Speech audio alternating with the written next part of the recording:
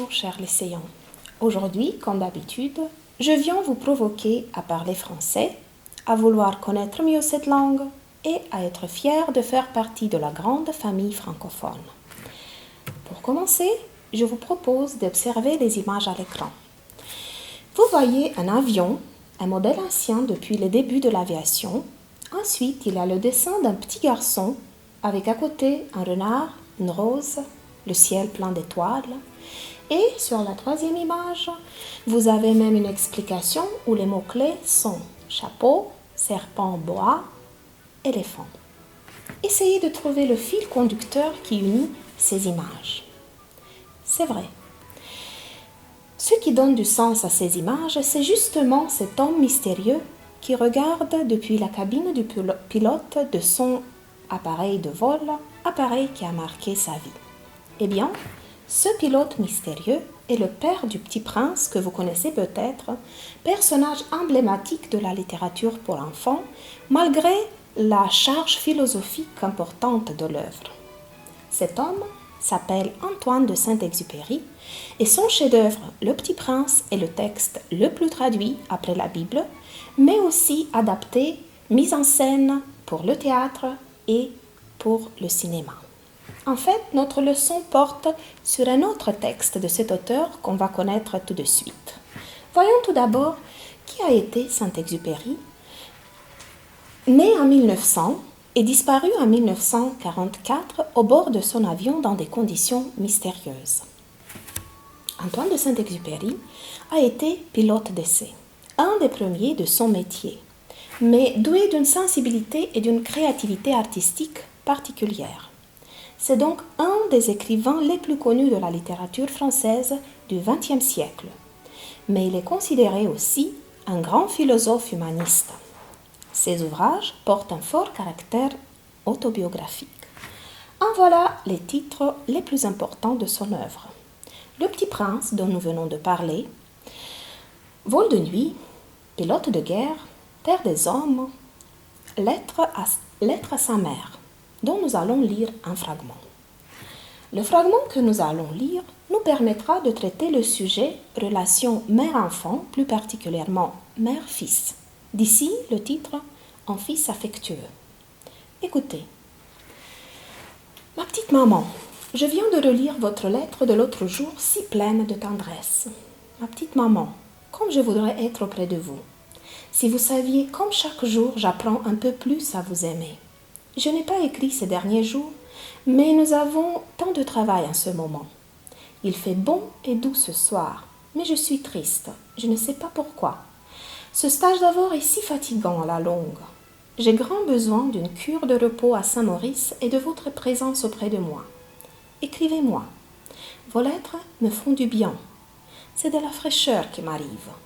Ma petite maman, comment faites-vous pour trouver les choses si délicieuses que vous dites ? On en reste ému toute la journée. Maintenant, appuyez sur pause, lisez vous-même le reste du texte, la deuxième et la troisième partie, et puis répondez aux questions de compréhension du texte. Vérifions si on a les bonnes réponses. Quel type de document avez-vous lu ? Le texte lu est une lettre. Qui est l'auteur de la lettre ? Antoine de Saint-Exupéry. Qui en est le destinataire ? La lettre est adressée à sa mère. Où se trouvait Antoine quand il écrivait cette lettre et que faisait-il là-bas ? Il se trouvait au camp d'Avord pour un stage. Quelle influence ont sur lui les lettres de sa mère ? Les lettres de sa mère lui font du bien, lui apportent de la fraîcheur et il en reste ému toute la journée. Que cherche l'auteur dans l'amour maternel ? Justifié par des exemples de texte.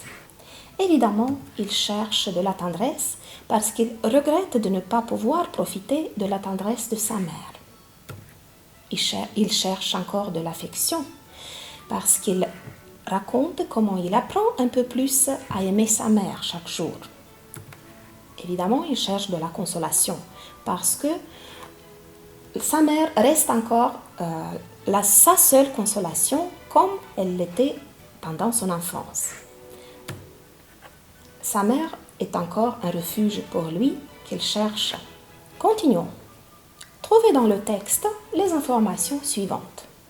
Comment l'auteur s'adresse à sa mère? Il s'adresse tendrement ma petite maman. Ce qu'il apprend chaque jour de sa mère. Il apprend à aimer sa mère. Quelle est l'appréciation suprême qu'il donne à sa mère? Évidemment, pour lui, sa mère est la meilleure. Ce qu'il y a de meilleur dans sa vie. Et par quelle formule il termine sa lettre?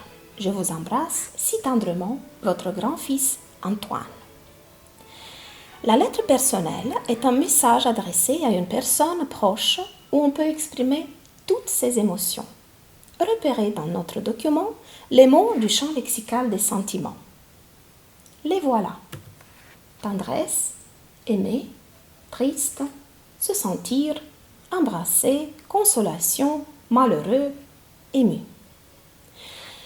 Une autre activité lexicale, c'est un exercice interactif où vous devez associer des expressions avec leur équivalent du texte.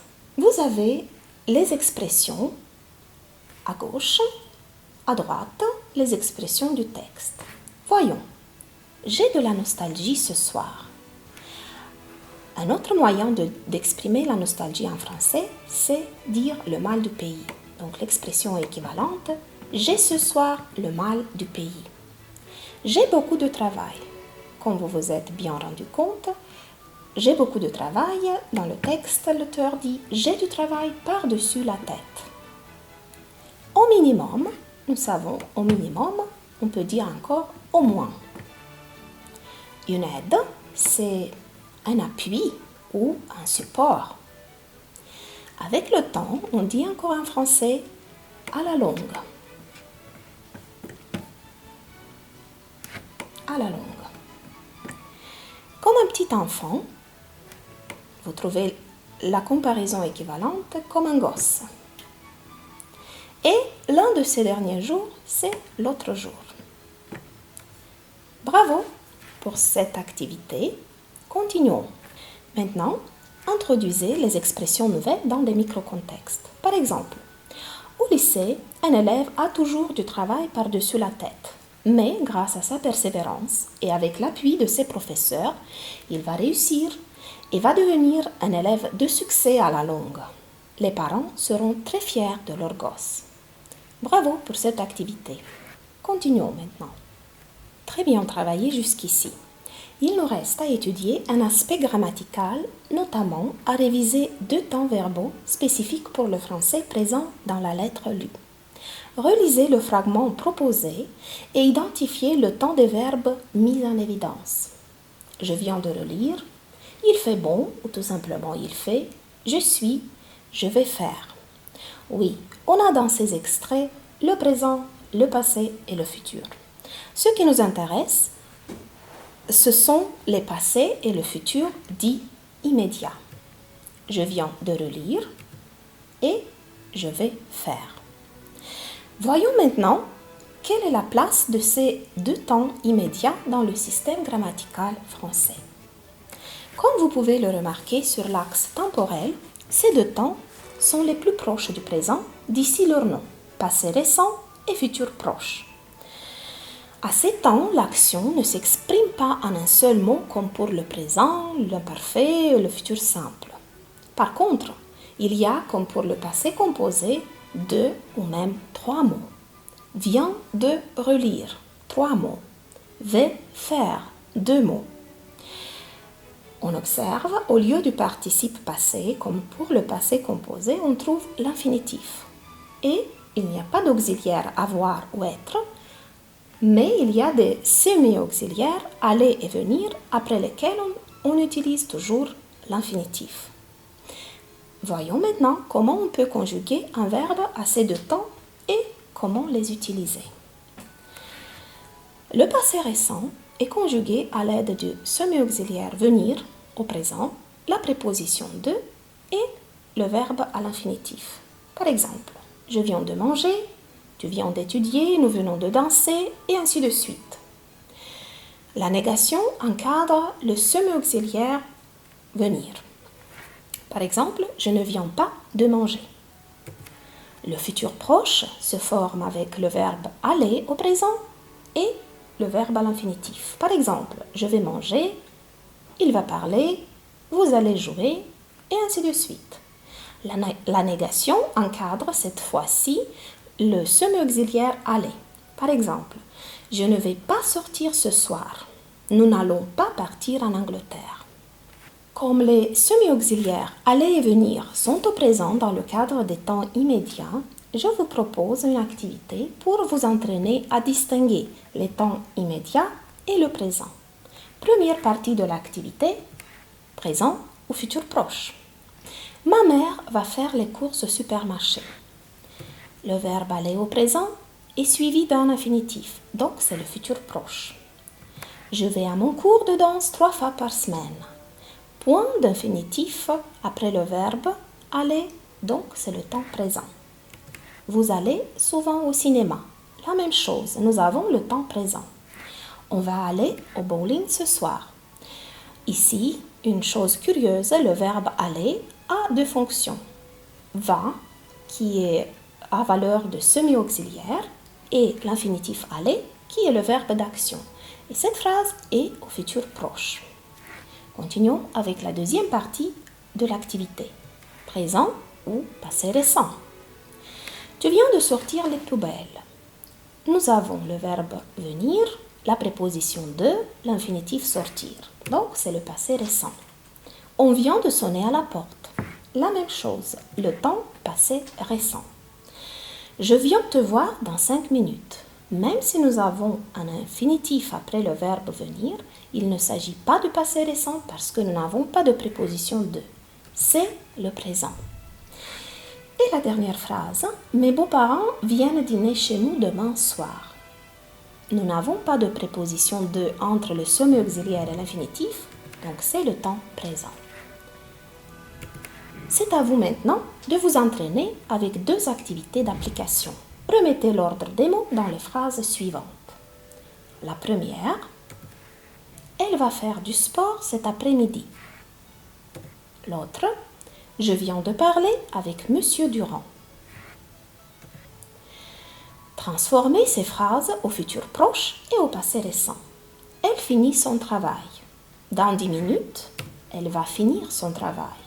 Mais si le travail est déjà terminé, elle vient de finir son travail.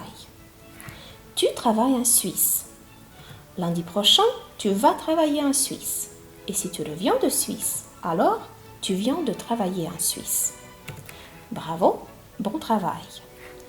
Voilà, c'est la fin.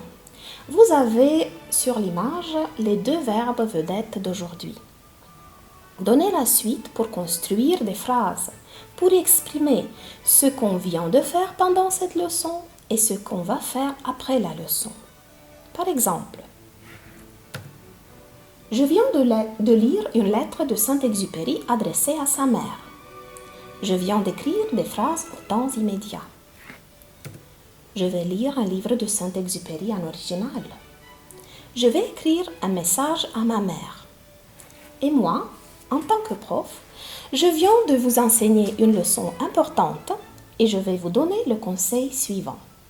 Fixez bien vos objectifs, gérez bien vos activités et vous allez toujours réussir. Bonne chance et au plaisir de nous revoir.